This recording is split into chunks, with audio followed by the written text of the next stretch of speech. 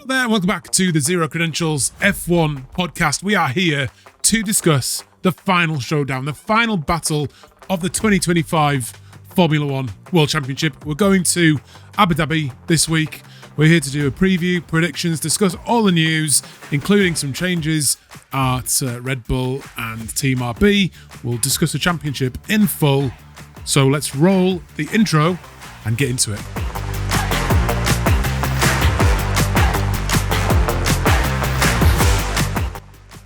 So, man, I'm just going to kill the music straight away because I want to get into discussing what's going to happen with this championship and the connotations and possibilities that are occurring between Max Verstappen. Sorry, let's start from the top. Lando Norris, Max Verstappen in second, and Oscar Piastri in third. Correct. Do you know the connotations? Do you know what has to happen for who to win? Well, I've consulted the mainframe, and we've done all of the sums with supercomputers and such. And I expect I want it to be Lando, but actually, again, doing such detailed research and watching last year's race, it'd be quite interesting, maybe boring, if the same sort of thing happened and Oscar and Max took themselves out in the first corner and scrabbled themselves up the grid, but not near enough to trouble Lando.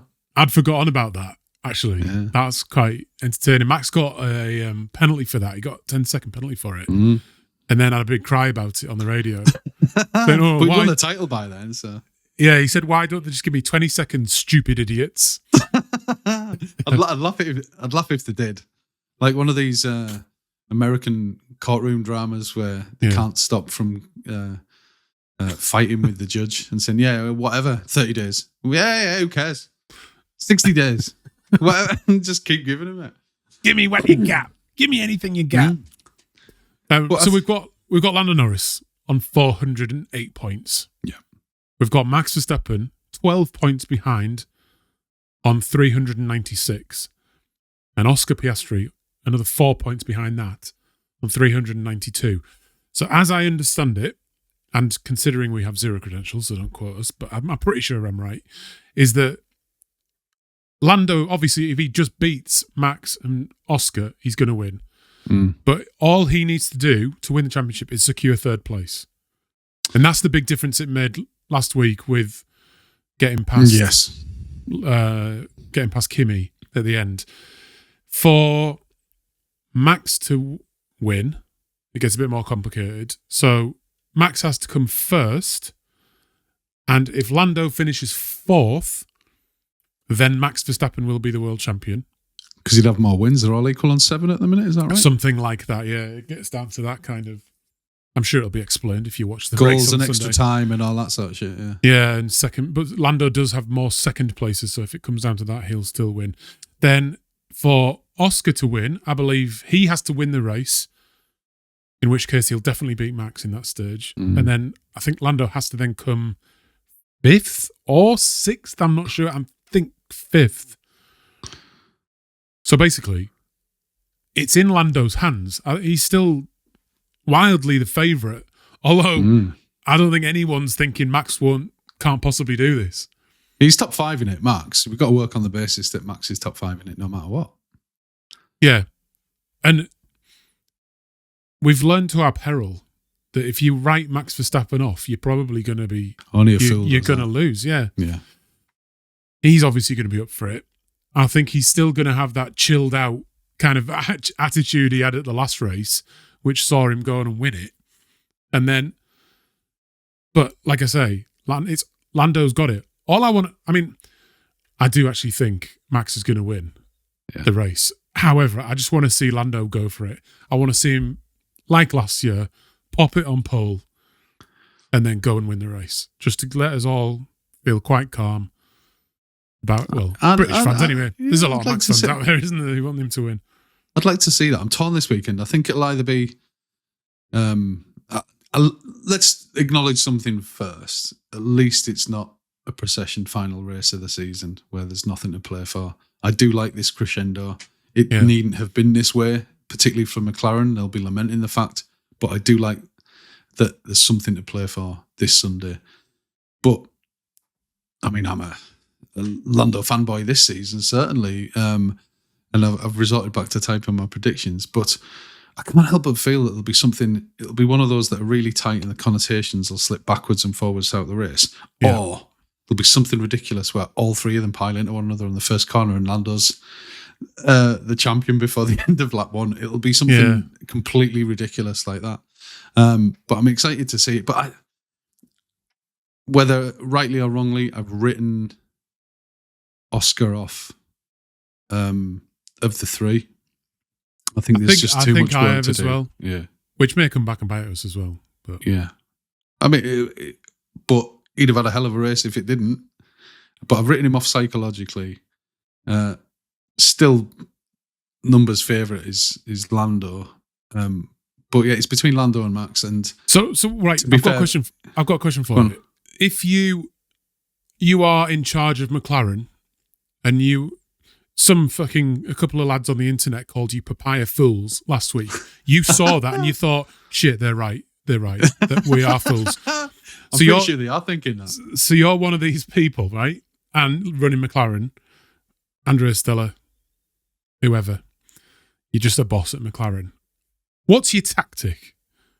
Understanding the connotations. Firstly, what are you saying before the race?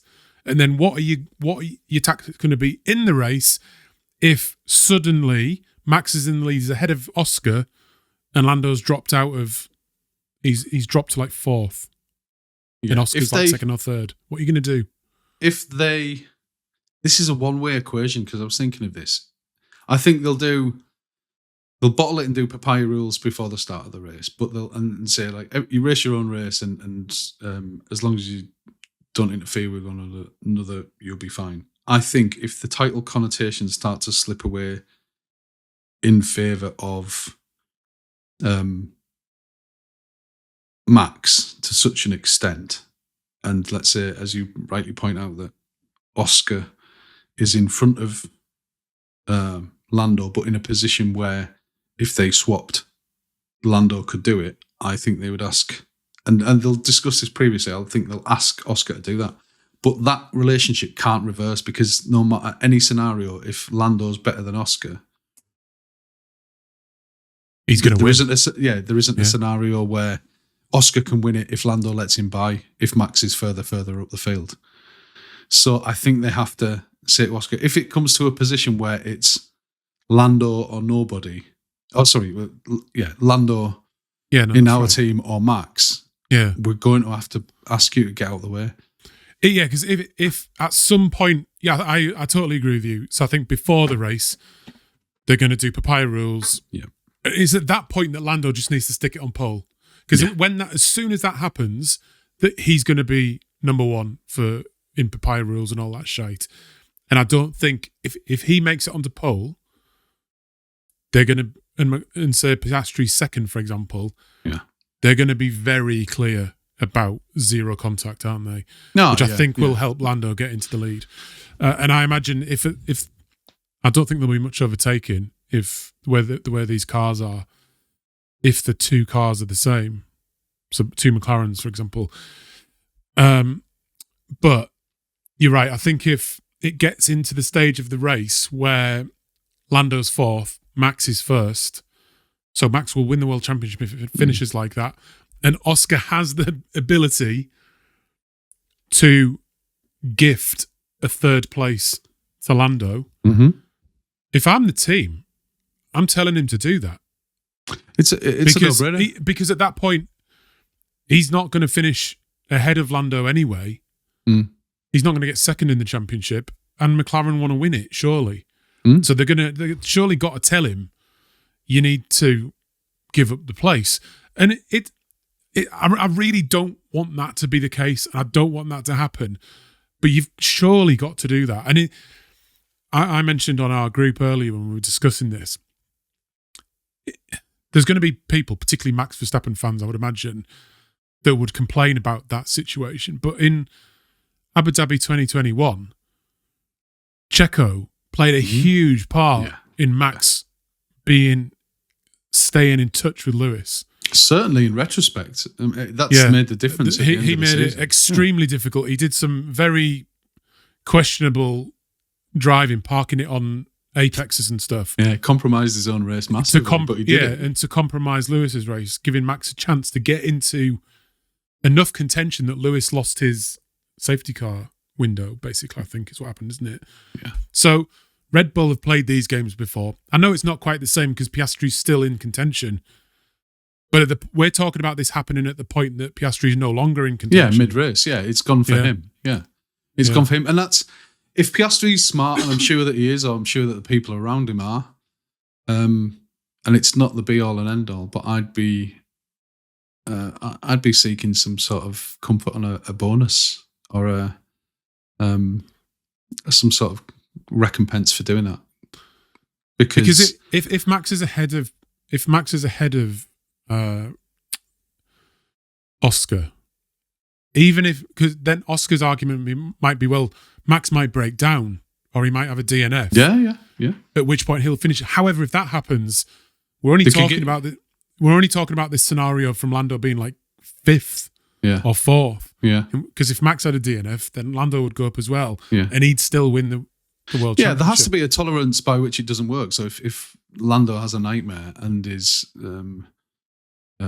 squealing at the back of the field, then it wouldn't be right for him to do it. And I'm not sure they could close a 5 or 10 place gap of their own volition. They would have to rely on other cars getting out of the way, which they can't do.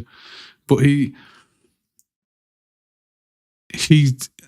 means more to the team for the champ. I mean, they've got the Constructors' Championship, and I'm sure even for the teams, ultimately, it's good for the sponsors and everything else, yeah. But that's not what really matters. The real prize, I'm sure even for the teams, is to have the Drivers' Championship, to have that number one on the car. Yeah, certainly for the sponsors, that's surely the case as well. Yeah. They want their champion. Yeah. It's nice to be the best constructor car, the most reliable vehicle. But actually, it was the best overall of that year. Yeah, Nobody remembers who the Constructors' Champion was in any given year. No, not you just don't. You don't care. And so, yeah, as I say, I think in writing off Oscar, I'm expecting something along the lines of, I feel that his only chance is essentially if Lando and Max are very, very close together and wipe each other out in the first corner, in which case he can just tootle on around. Yeah. And pick up the title. As a British fan and a Lando fan, I want it to be a relatively boring conclusion.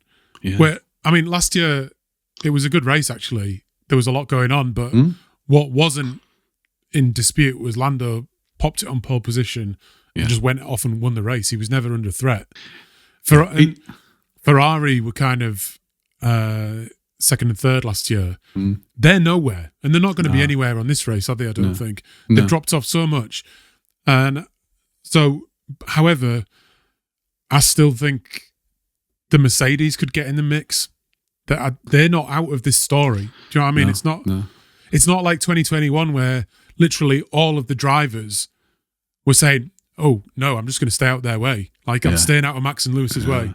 It's not going to be like that, is it? Like, George and Kimi are going to be going for a win.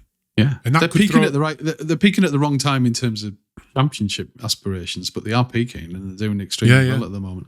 It could absolutely throw a spanner in the works. Yeah, well, this is it. I think going back to your point as well, that Lando can't be timid about this, and he really has to, for his own confidence as well, really push for pole and nail it. I think that will take a lot of the sting out the potential weekend.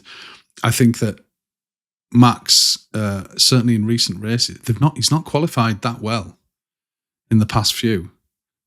He's certainly been out of what we would consider to be his normal position. Yeah. But actually, on top of all of this, Adam, what do we forget? Do not underestimate the FIA's ability to fuck shit up at the 11th hour. This is a major. We're just assuming that it'll all be done on track. In walks Michael Massey at the last minute. Yeah, there'll be something like 5 second, 10-second penalties for track limits or some bullshit like that. Something will happen as well. There'll be something in there. Shit. I really hope that's not the case. I hope it's done with on the track, and there's no controversy at the end of it. That's my ultimate hope, regardless. And just make some shit up at the very last minute and just gift someone a win. Well, this is gift their boy a win. I've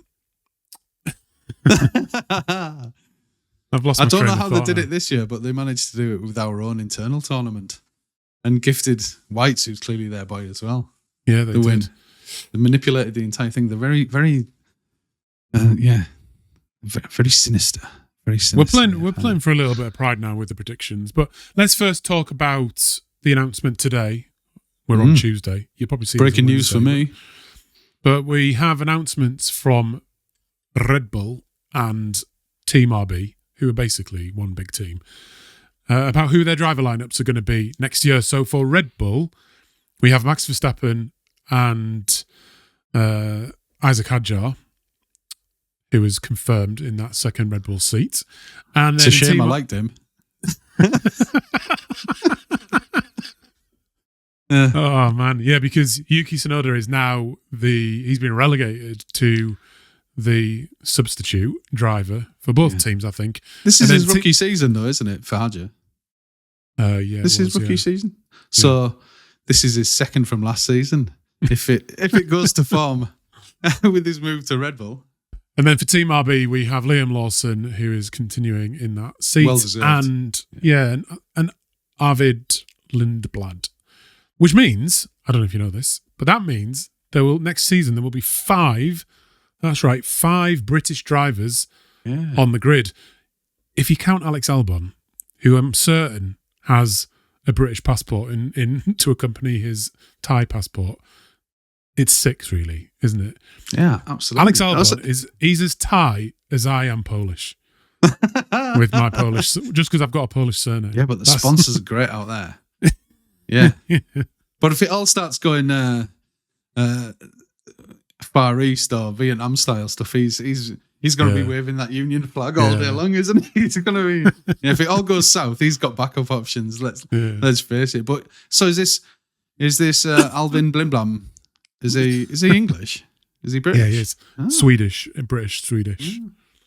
But I think he drives under the United Kingdom flag. Oh God, could you imagine that? The Scandinavian and British bloodline combination, known for being some of the greatest drivers of all time. That Scandinavian stuff. I like that. Yeah, they like the sound of this guy. They like driving on the dirt, though, mostly, don't they? The Swedes. Has he been in F2? I've not really heard. Yes, he did. He did Didn't he do a practice session in Mexico? I want to say, right, okay. And popped a good lap in ahead of Yuki as well. So, I think he's fast. I like that because that's the way that if they're going to do it like in Red Bull like that, Team RB is like the perfect place for him to be, isn't it? Next season. Don't you think it's nice? I think we've got a really lovely mix of young blood, a couple of old timers like Lewis and Fonzie and Hulkenberg, and then a couple and Bottas and Bottas and Checo coming back as well. Coming back, who should be in their prime. But I like there's a good balance. I like the way they're bringing the youth through. You wouldn't expect it because it's all commercial and corporate and everything else and sponsorship. But I'm pleased about that. I'm sure we'll talk about it more in our season review as well. But the rookies have really come good, haven't they? They've been entertaining and they've been like getting the teeth into it, and that's what you want to see. You just want to see them. It's the biggest season of their life. It's make or break. You get one go in the car, really, don't you? Some people don't even get a full season. I think Behrman's he's put some cracking. He's shown some cracking pace, hasn't he, over the last few races? Hadjar's been there and thereabouts the whole season. Yeah. Antonelli's come good since we left Europe. Bortoletto started off well. He's tailed off a little bit, hasn't he? Yeah. More recently, and but most of them on the day, you would think, apart from Colapinto, who's had a bit of a rough season all around. I think most of them on the day have they've been respectable at the very, very least. And entertaining, which is as good as you can expect. But is there? I take it it's bad news for Yuki then. Yeah, no seat for Yuki. No, he's going to be the substitute for both teams, I think. No, okay, you can probably live with that. Yeah, I mean, he hasn't got a better offer, has he? So, but do you want to come and stand in the paddock every weekend? I'll do that. Yeah, will you pay for it? Yeah, great. And we'll pay you some money. Fantastic. I mean, I'd do that. Yeah, I'd do that. Yeah, so I think that's. I think by the start of next season, I'll be excited. I just reckon it might run out quite quickly. New regs, isn't it? New Yeah. regs. New regs. Yeah. Oh, we've got so much to speak about in the off season as well. About We do. We're going to keep you entertained happenings throughout the off season. Hopefully, no breaks for us. We've got 2 extremely unhappy and neglected wives in our respective households. And to be fair, they were extremely unhappy and neglected before we started doing this. But they're doubly so at the moment. That's why we're doing this. Yeah. And if this goes really well, we'll be travelling all over the world to watch Formula One races, and we'll probably just see them on Teams or something like that. Yeah. Which, as long as we keep sending back the paper stocks, mate, they won't care, will they? Yeah. Next in line on the plane next to us is Whites, our championship winner. Well, listen, behind the scenes producer. He's currently in first class, and we're in coach. We're on that note, he's sipping champagne. Yeah. Should we have a look at the predictions for this week? So this is the current state of affairs. Whites is 28 points in the lead. I'm 20 in second place, and you're 15 in third.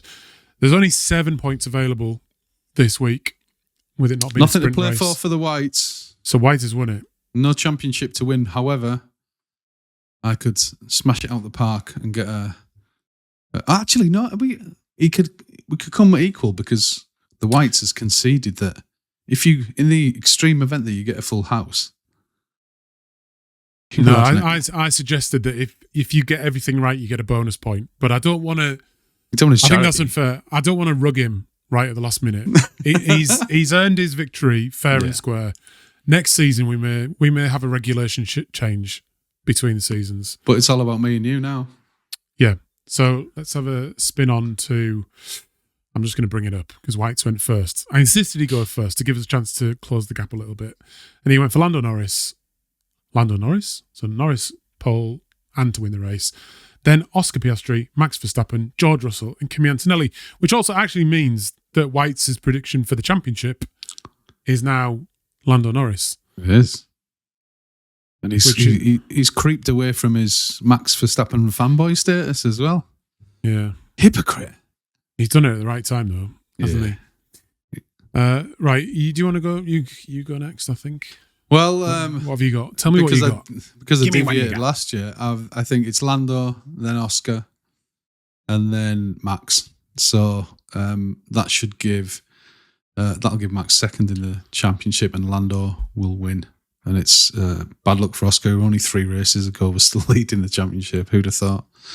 And then I fancy, as you said earlier, I fancy the Mercedes. I fancy George Russell and a bit of Kimi. I can't go anywhere near the Ferraris this week. I just can't, because it's not as if they've just lost a little bit of performance. They've lost their way completely.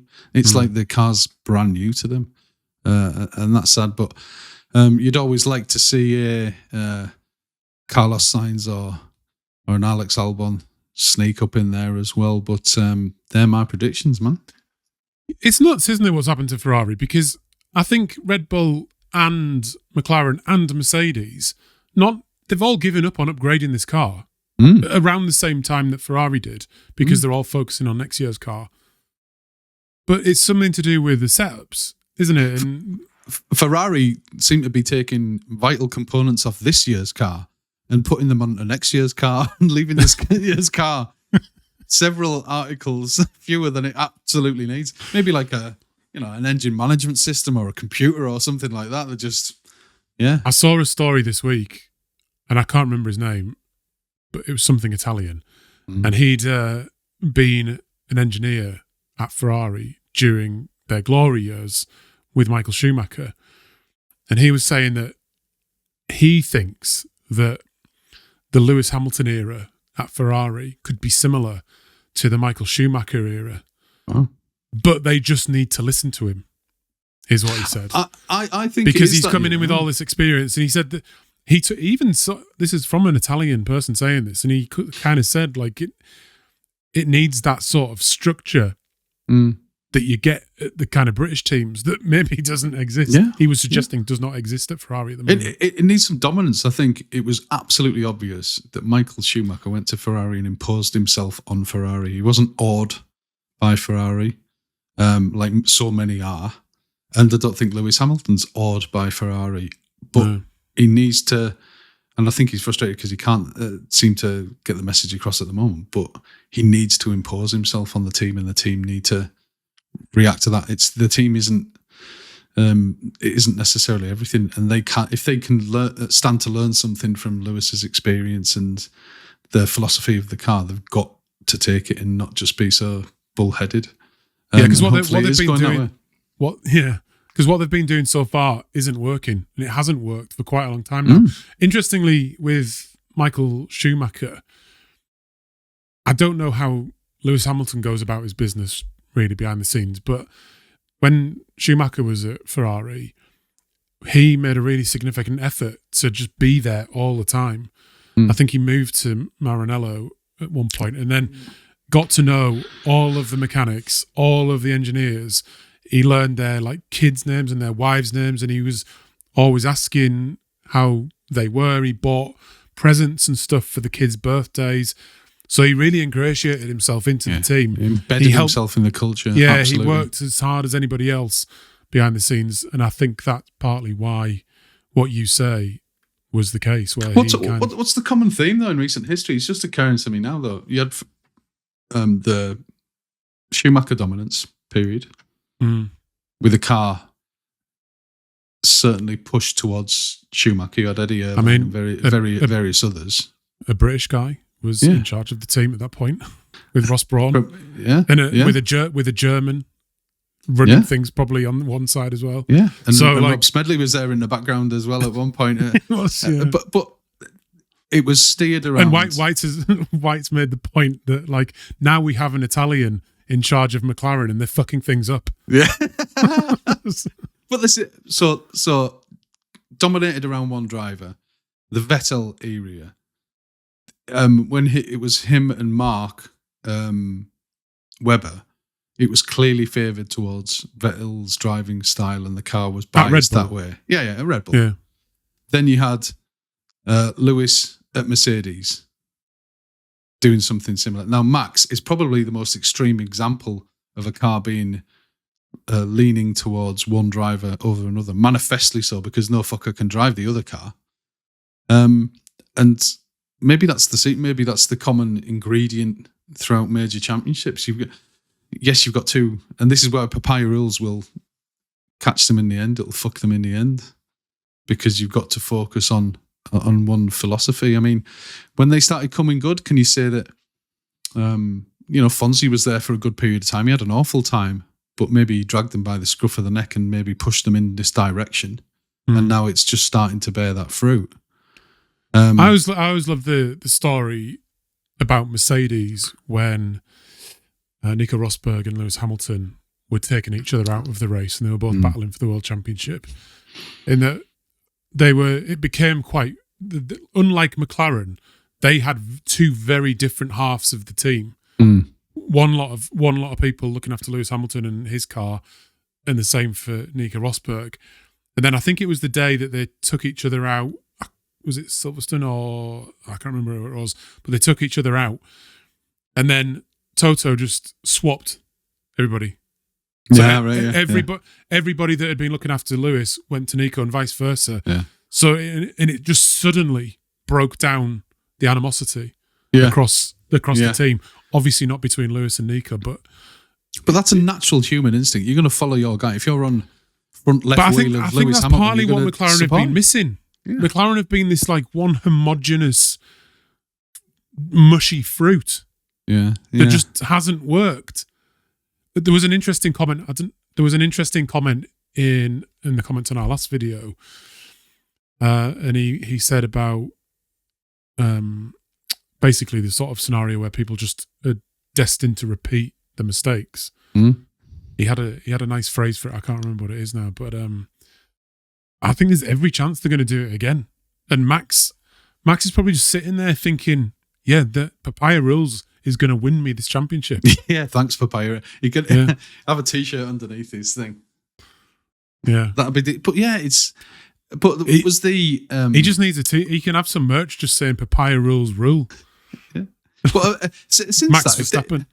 if they start to pursue that sort of mindset, I mean, until recently, you could have said fairly hand on heart that Ferrari didn't have a lead driver. It was pretty solidly equal between Sainz and Leclerc. I think after Nico Rosberg left, and no disrespect to him because I really, really like Valtteri Bottas, but he knew he was coming in as number 2.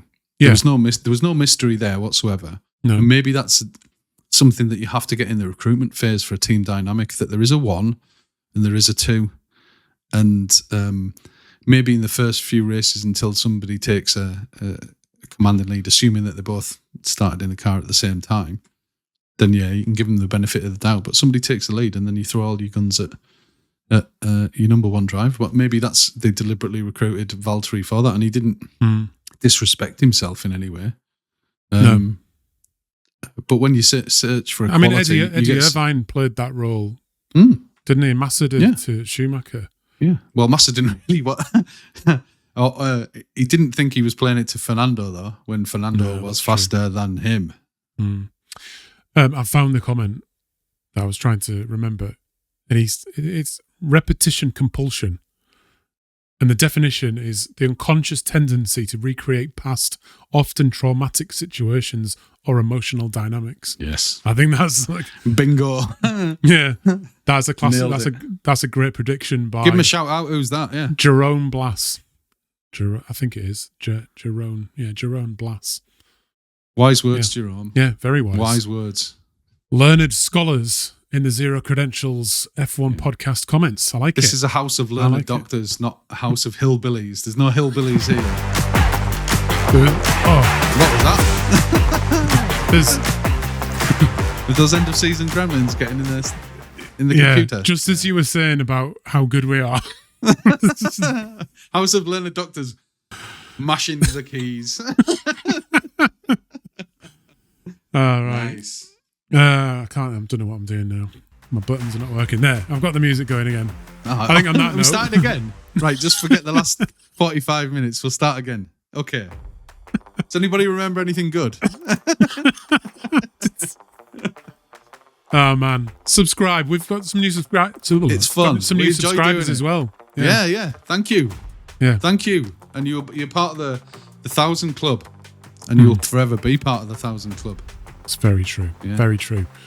We'll see you. Enjoy your race weekend, and we'll see you probably Monday, I think. Yeah. We'll let the dust settle from Sunday. Enjoy the end of the championship, and we'll break it all down on Monday. So we'll see you then. Thanks, everybody. Thank you, good people. Goodbye.